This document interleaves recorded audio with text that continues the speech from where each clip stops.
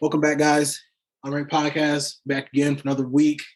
Got myself here, Grant, and we also have. Yeah, we have Elijah. Thanks for tuning back in. We're just going to try to dive in. We're in the midst of college football season here. We're in the midst of football season, I should say, not just college football. But we're going to dive in to kind of an interesting story, I should say. I'm sure a lot of you guys have heard of it, but it was a big time ESPN game this week. IMG Academy out of Florida versus Sycamore Bishop out of Online Ohio, and it's kind of I'm kind of let Grant take it off from here, but it got kind of interesting. Yeah, no, it was just kind of funny because I don't know, just like on my lunch break or something like Monday afternoon. I started scrolling and I just see like IMG plays fake football or fake high school in a football game and ended up losing by 60. So, pull the article up, and apparently this coach was apparently able to just like create a team. And I mean, he went as far as, sending brochures and pamphlets to families and players, ultimately painting the picture that they're going to be able to go to this, be a part of this real school and this program that was going to be able to help these kids with these Division I offers. And then long story short, they say that ultimately a lot of kids on the team was, either like players that used to play JUCO, older individuals. They ended up kind of making up, a lot of, some of the offers that some of the kids had, and really just an odd situation. And I think what makes it so odd, at least for me, is like, how did ESPN, what kind of research did they do, to kind of like understand, if this was like fishy or not. I mean, you can even hear the commentators saying like, yep, so they're pretty much, Bishop Sycamore told us they had all these kids with offers. We looked in all of our databases, couldn't confirm any of that. Check other databases, couldn't confirm any of that. And it pretty much showed as soon as the game started. I didn't watch it live, but I was able to kind of find first quarter highlights and things along those lines to where it was clear that they were not fit to be playing against a team like IMG Academy. For those who don't know, IMG Academy, they're a huge high school. They pretty much just in Florida just built off of powerhouse football. I mean, kids transfer there just to get a D1 offer if they don't already have one, or that's like an opportunity for them to grab a couple more D1 offers. And probably one of the best, maybe the best football school in the country. So just odd. I mean, it's kind of crazy just seeing some of the highlights and some of the players from Bishop Sycamore just not being in the right spot, just not really know what's going on. What were your thoughts on it when you first heard about it? Yeah, I agree that it's just a complete bizarre situation in general. It makes me wonder how, obviously I don't put nothing on IMG Academy. I think they're on ESPN or TV like every year, a couple of times a year, probably. I've seen them play a few times throughout the years. Yeah. I think it's, they're going to show up and play whoever's put in front of them. And it's kind of on ESPN's vetting process to figure out what's happening. I think this would be a much bigger story if this didn't happen to ESPN, if this happened to another situation and ESPN was able to kind of shine a light on the situation. But obviously they're going to hide and refrain from doing that because they want to hide the embarrassment of this happening. And I'm sure that they're going to be much more thorough moving forward about who they what random programs and teams they allow on their network. Because that could have actually got out of hand when you really consider a lot of those big prospects at IMG. They are D1 bound. I'm not, I can't think of anybody in particular, but they are. I'm sure they have a handful of D1 big time Power 5 guys on that roster, and they could have easily got hurt playing some guys that have no business playing. Young men / kids if they're like freshmen or sophomores on that team. So, they're actually pretty lucky that it was just a thorough ass whooping one way and it didn't get out of hand. And none of those highly touted players got hurt and derailed their career or a fight broke out or whatever else may have happened when you were not you're not thoroughly vetting the process. So I think, but just to kind of start getting back to kind of a less serious, I just think it's completely, I want to know what the end goal would be. You're if you go out there and you beat IMG Academy, you're going to get all these like guys roughly our age in their mid 20s, D1 scholarships with no transcripts, medical records showing that they were born in 1992 and they're supposed to be incoming freshmen or whatever the case is. I just think you could not do this. It wasn't thought out thoroughly at all. Right. You maybe get into something like this if you could partner with online. If you could do this with like an online JUCO school, like and probably get away with this much more thoroughly, playing other JUCOs or other schools that way. But you can't do this via high school football. So I'm not sure what their end goal was. This wasn't thought out very, very thoroughly at all. Yeah. Yeah, and it's crazy. I mean, one thing I also heard was like they played 2 games in 3 days. So it's like, and then I can't even say what I was straight thinking. Their coach got fired after the IMG game. And I'm thinking like, who fired him? Because I don't know, I was trying to look up stuff online and try to see if, I mean, you get on Twitter, obviously, right? You read like, oh yeah, it is a real school or it's not a real school. You know what I'm saying? So I'm trying to kind of like understand if there's any even more of a backstory, if it's even like remotely like legit, like even in the slightest. Like, you know what I'm saying? Maybe that was the first 2 games ever, and he's kind of trying to get their foot off the ground. I mean, there's dozens of high schools in the country, thousands of high schools in the country that we've never heard of, we'll never hear about. So like I was trying to kind of find like something at least kind of like tell me like, okay, maybe this is fake, or maybe this is real, they're just trying. But it's like, all I'm seeing is that they got grown men, that were ultimately like in and out of hotels and like sleeping on floors and like, just different, whether it was like apartments or people's houses or hotel, like, the whole situation was just so like crazy to me, where I'm like, man, I mean, I just can't really, I want to like kind of understand like you said, the coach's thought process behind this. Cause you could definitely swing it and try to do like, like a JUCO route. Cause you will start to see like older players and such in that type of environment, I mean, it's usually normal for, a guy to be 23, 24 years old, being at a JUCO. They might have just played at like a D1 school or D2 school, transferred after like their junior year or something, like senior year, got another year eligibility before they can, make another transition to another like university or something like that. But I just, and I don't, sorry to interrupt. I didn't know that the coach was fired. So if he's fired, that means he's not the ringleader. So maybe he's more of a victim in the situation than we really think. Because if he's fired, that means that somebody is higher up than him that maybe put it together, and he thought it was the thing that could be happening. Yeah. Maybe he didn't really, so who knows?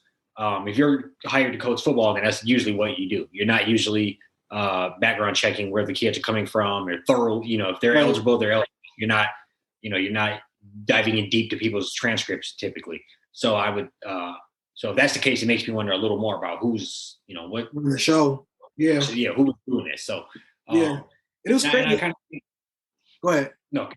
I was going to say too, another like part of it was kind of weird to me. I mean, I guess he had a kid on the team that tried to go to like a 7-on-7, ended up having like a fake ID. So he was like 2 or 3 years older than what he was supposed to be in order to like playing that 7-on-7. So I'm kind of like, I mean, that's another example. It's like, who's like in charge of this? Who is like reaching out to these kids' families with like this information? Like, hey, this is what we offer fully online. Like, we're going to play some of the best schools in the nation. And, I don't blame IMG at all. Cause then, like you said earlier, they just trying to find somebody to play. They probably have a hard time finding schools to play because they're just so much better than everybody. So it's like, why not take on this school, that's kind of randomly hit them up and, kind of was able to get that set up and stuff. But just an odd situation. I hope it's going to be one of those situations where like, I hope it just don't like die and go away. I hope we kind of hear and learn more about, who is like the brains behind the operation and, ultimately like what was, how this whole idea even transpired and if it possibly is legit or not legit. Huh? They got a game this week? Yeah. I mean, I'm curious now. You know what I'm saying? Like, I would be checking this. They're probably playing like De La Salle out of California. Oh my goodness! Yeah, one of them powerhouses. Yeah. Country Day or Tech will come. They'll show up. Sure. He'd be worse than 69, I bet. They're not pulling starters up, baby. No. We've been doing all this. Right. But yeah, that's a good little transition here. Just want to talk about, as we said earlier, college football week 1. pretty much starting right now. There's a game on right now. I mean, it's UAB and Jacksonville State, but I'm watching all of them. I'm just so happy that college football is back.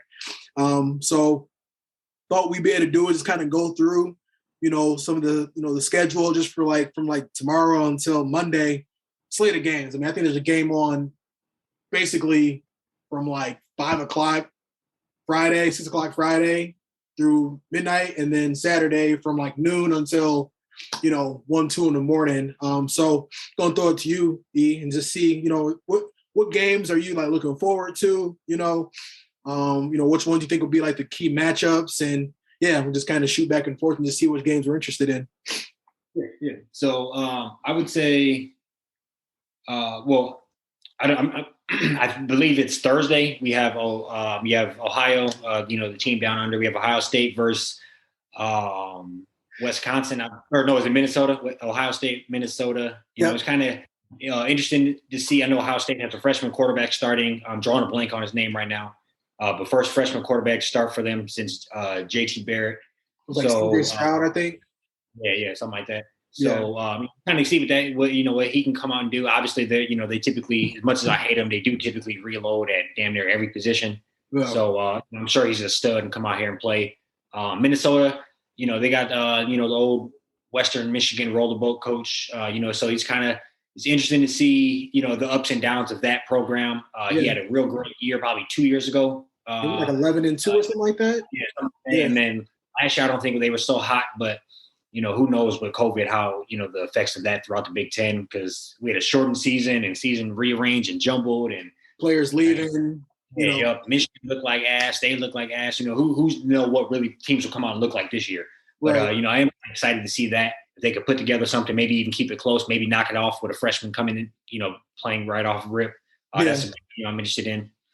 Just to transition closer to home with Michigan. I'm actually headed to the Michigan game this weekend. Me and my brothers. Hopefully it's a kind of a thorough route.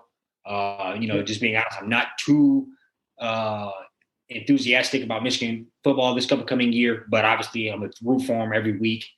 Starting with this one where I'm at the big house, and I'm hoping that Cade McNamara and the offense can finally get it together and roll out there and give us some promise for the rest of the year. Yeah. And obviously the big game at the end of the Saturday night, we have Clemson, Georgia, and that's a real time college football game. That's a game that we could easily see heading into January.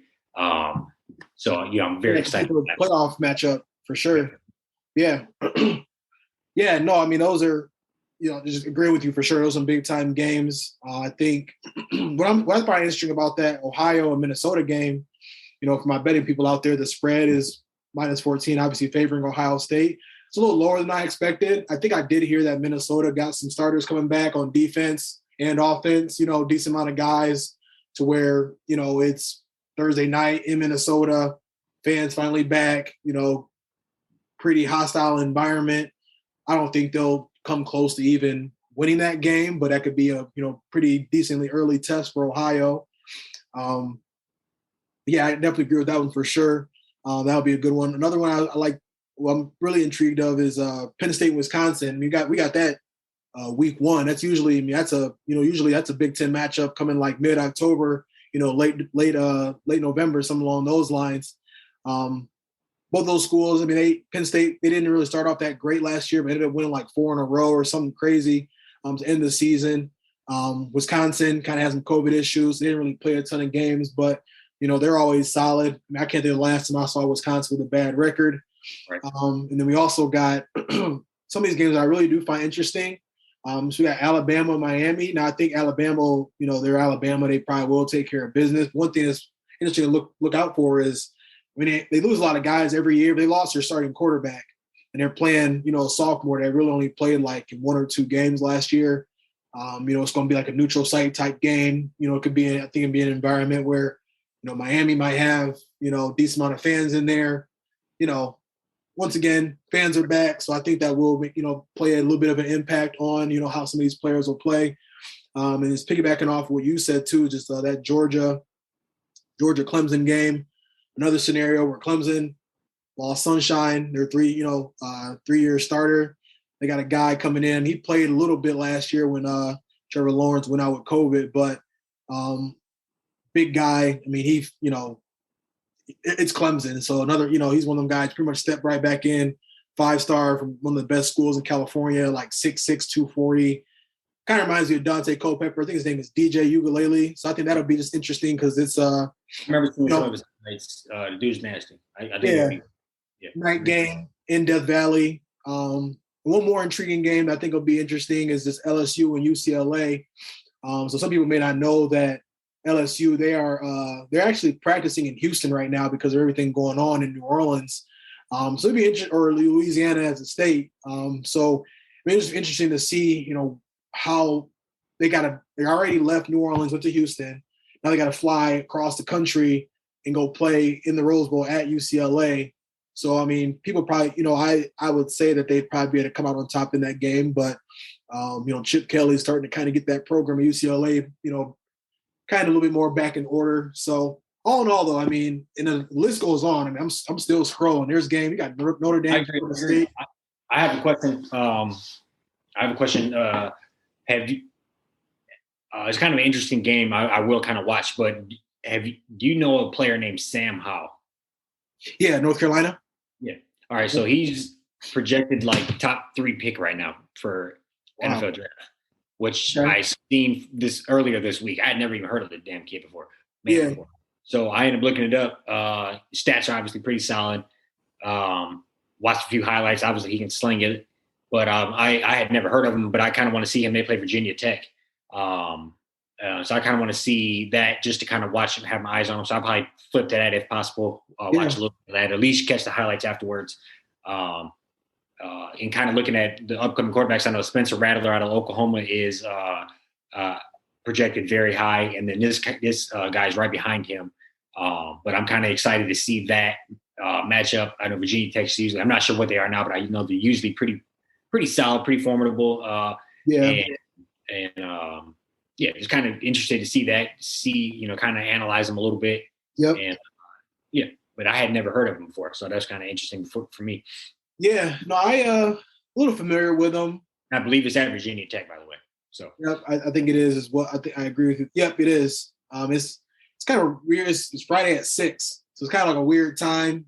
Just I always feel like sometimes some games, if it's not Saturday, you know what I'm saying? Like if it's not a game a lot of times games on Saturdays, and they take you like that, like funky. You at somebody else's crib on a Friday night, first game of the season. One thing I'll share too is they had like 2 of their best running backs got drafted like in the first 3 rounds of the NFL draft last year, and like 3 receivers. So I'm going to be kind of curious to even see like who else they got left over. Is it going to be just kind of, Sam Howell having to do everything, or they got some, some guys coming up behind him, or, some support coming up behind those guys that left in the draft last year. But yeah, I agree. And that's the test of a quarterback. That's the test of a quarterback. You could do it without the extra help. When people around you are moving and you're just staying put and everything's not getting too far off of what you guys were doing before. You're staying put, you're moving the ball, your offense is not stuttering. And it's kind of, so that's a real test of a quarterback if you could do it without weapons. And so it'd be interesting to see if he could put that together, and that'd kind of be, for me, a bigger test than if you have a loaded squad around you entering the NFL draft. And kind of just use this as a transition into a quarterback that had no pieces last year. And that would be Cam Newton in New England with the Patriots there. I mean, he had nothing. He had nobody throughout the whole team. People were sitting out due to COVID. The roster was kind of bare in general. A lot of people were sitting out due to COVID. I think he missed a couple games due to COVID situation as well. Mm-hmm. Ultimately didn't have the greatest statistical year. If you look, I believe he actually had like 8 touchdowns, 10 picks. He did run the ball fairly well. I think he also probably had 12 rushing touchdowns. Yeah. So, obviously he didn't have the greatest year last year. And because of that, they went out and got a quarterback, with Mac Jones, DUI Mac. And I just think he kind of looking throughout what happened ultimately now, I just think it's kind of kind of a messed up situation how they did Cam, and kind of a effed up way to treat a former MVP of the league, a guy that in all is a great character guy. Went out there and stuck it out for a shitty team last year and showed up again this year ready to work after you drafted a quarterback, and you kind of treat him like a nobody and cut him, and I think that's kind of just a messed up situation in general.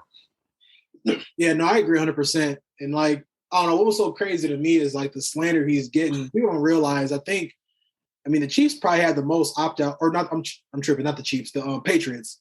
Yeah. Patriots had the most opt-outs of like any team last year. I thought the Chiefs, they had them too, but the Patriots, they legit lost like their middle linebacker, like a couple DBs, old linemen, and they have never been a team to like go into free agency and spend money on players. They got lucky and kind of got Randy Moss, like a 4th round pick a couple years back, and got a hold of like, Chad Johnson. They kind of got some guys here and there just because of like the opportunity and how much they didn't have to give up. But I don't think New England didn't put in more money this offseason. Than like ever. Yeah. And then Cam is not going to get any of the benefit of that. And they're going to turn around and say, well, look what Mac Jones did with the same team. So it'll be interesting too, because they spent some money. But I can't think of a tight end, a couple of solid tight ends. Donald Smith and Hunter Henry, I think. Yeah, that's what it is. Yeah. Got some solid guys. I will say they're already hurt. You know what I'm saying? So it's just like, they already kind of got that going. Receiving core is still not the greatest. I think I feel like personally, like I feel like they should have held on to Cam, gave him 5-6 games. All right, look, like we're gonna give you at least half the season, with like an updated roster, more talent on the roster, a better defense, and just see what you can do with it. Because I do think they'll struggle. You'll be able to see when you got some of them receivers that can't get open when they play certain teams that got a great defense, and Mac Jones gonna be kind of back there patting the ball, like trying to figure out what to do with it. I just feel like they don't have enough talent around him in order for him to be successful right away. And it's one of the things, we talked about just like Goff and Stafford. Obviously Stafford probably a better quarterback right now than Cam Newton is. But the point I'm making is that I feel like New England, they'll kind of realize what they kind of missing out on when they get into like week 6, 7, and 8, and they're like 3-4, or like 3-5. You know what I mean? Just kind of like, just barely in the playoff race. And I agree. I get that, the miscommunication around the COVID test and being out for those 5 days, but it was kind of crazy that they basically didn't indicate whether he was going to be cut or not, whether he's a starter or not. They all said he was doing well. And then just to kind of wipe their hands of him, like a day later, to me was just kind of crazy. Why cut him? That's my question. Yeah.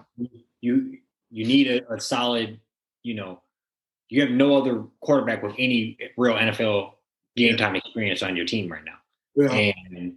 And as much as you think, I don't think he's going to be anything, but as much as they think or might believe in Mac Jones, none of that's proven yet. So, it's kind of like none of it's proven until you get hit in the mouth. You could have the greatest preseason ever. You could have the greatest practices ever when you're in your red can't touch me jersey. Yep. But until you have these players running at you full speed for an entire game, a couple games to watch and break down what you can and can't do, you have no idea what you really have.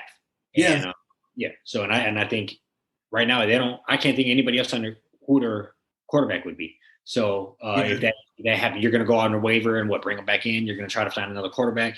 I just think I ultimately think they will regret it. I agree with you. No, for sure. I just want to pull up the schedule real quick. I will say I think it does favor them a little bit, but they got the Dolphins first. I personally think the Dolphins are a little bit of a better team. They also kind of have a question mark at QB, but that'll be a close game. But it's also a pretty tough matchup. They got the Jets; they should take care of them pretty well. They got the Saints and the Buccaneers, Texans, Cowboys, Jets again. The schedule I would say kind of favors them, but once again, I feel like they don't have the offensive firepower that they need to have him be successful. So I think overall he will struggle, and I mean they just kind of But if you be okay with that. theoretically, you lose that first game to the Dolphins, you probably beat the Jets. Then Yeah, you're gonna lose to the Saints. And you're gonna lose to the Bucks, and then I forgot who you said after that. But then I mean, Texans. Nope. yeah, probably, Got the Cowboys. I mean, yeah. So right there, you're already at 2-5. yeah. So Yeah, I think they gonna just really met, and it was so crazy. Like you go back to like last season. I mean, they were 7-9. Like they were one. There was one bad play call on Belichick or whoever calls the plays. That Seahawks game that Sunday night when they ran that QB power and got stopped. They would have got that. They would have won that game. And then they also had Cam. I made a mistake. He fumbled against the Bills.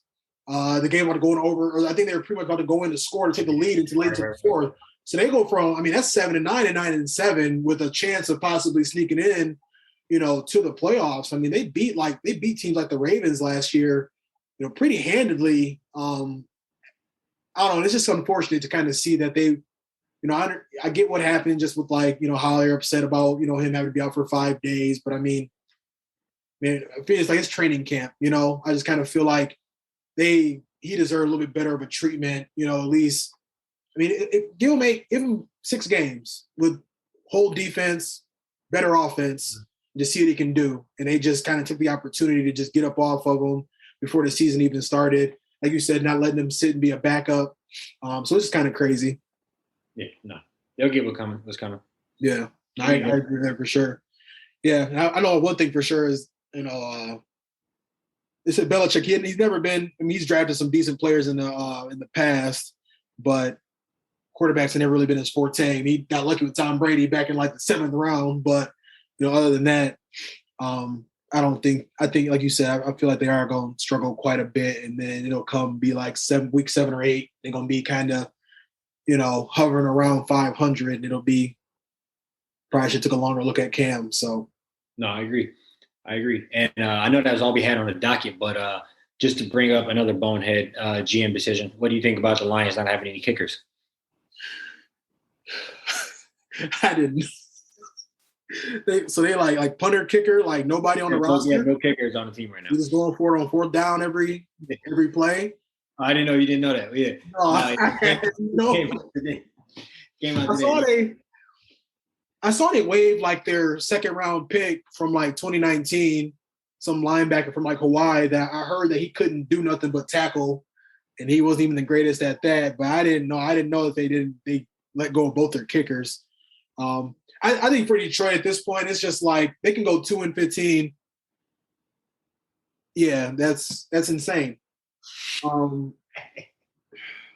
They can go 2-15. It's not gonna really like. I'm not really gonna flinch at it, For them, it's kind of like, I mean, they kind of opted out as a team this year. How I'm looking at it, they don't let go of every weapon besides like DeAndre Swift and Hawkinson. Defense has been in shambles. It's still in shambles. I don't think Okuda gonna be anything what they thought he would be. He owes Chase Young half of his bonus, if you ask me. when he signed. Good. Who's not? Penei Sewell, the Penei Sewell, the big tackle. Yeah, only thing with him, he was playing left tackle last year, and they got him playing right tackle. So that's kind of tough.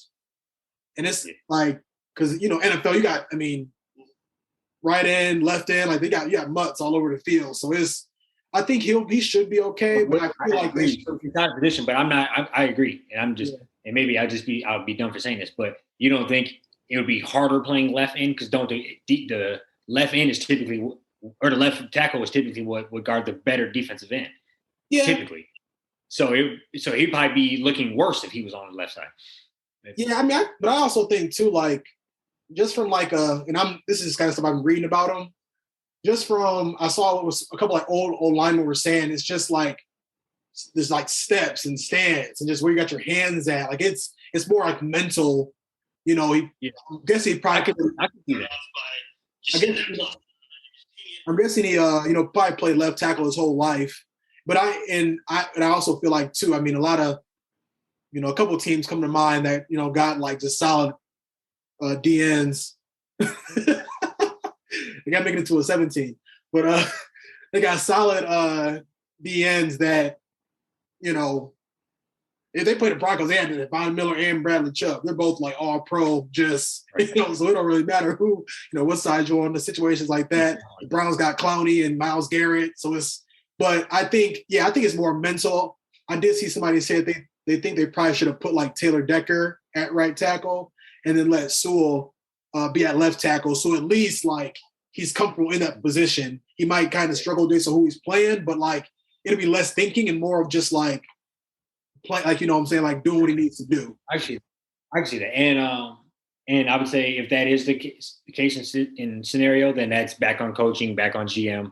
Yep. If you wanted the right tackle, you should have went out and found a right tackle. Or do him from the start, basically. Like, right. Yeah, that's a great point. Go ahead. I was gonna say, or I agree with you. If that's the scenario, and he needs to be at left tackle, and Taylor Decker could be more of the ambidextrous and play both. Then maybe we don't make the big bucks in HB to figure that out. Being at practice, yeah, but he looks out of place, and I just seen plenty of plays where he wasn't looking so hot to me. Yeah, and that could be I agree. Back to back top 5 picks that you blow back to back. Yeah, I mean, his first play, he got blown up by like another rookie in the same class. And I'm pretty sure it was like a strip sack, like first ever play. Yeah. No, I mean, I agree. I'm definitely like slightly concerned. Huh? Who you pay, the Michigan man. Oh yeah, no, he been doing his thing. Definitely doing his thing. That was him. Oh, okay. Yeah, I didn't know that was who it was. I thought it was some dude from Buffalo, but that was it. Either way, it looks ugly. Like I agree with you. Like it's not. I mean, it's you got. Let's go back to what we were talking last week. For some odd reason, I feel like the NFL, they got all this extra time to do all this analyzing of like players and, trying to figure out what's the best fit, what's not the best fit. I mean, I'm a lineman guy in the first round, lineman and defense through and through. Like that's all I really believe drafted in the first round, unless there's like some, second coming of Adrian Peterson available in the top 5 and I'm picking top 5, then okay, we'll have a conversation about that. But I'm all for drafting old linemen in the first round, but you got to make sure you're going to be smart with them, understand you're going to use them. And it's one of them things too. In all those sports, they say sports is like 90% mental. He already, kind of down the dump, self-esteem probably not as high because he's playing a different position. He's already thinking a lot more than he should be. So it's already kind of off to a bad start. They ain't played one game yet. So long season ahead. 17 weeks this year. Yeah. So extra week of misery. Yeah. So yeah. But on the bright side, that 17th week, that means we're going to have football every week until middle of February. So that is something to look forward to. That shit's going to be pushing into March Madness by the time we're 40.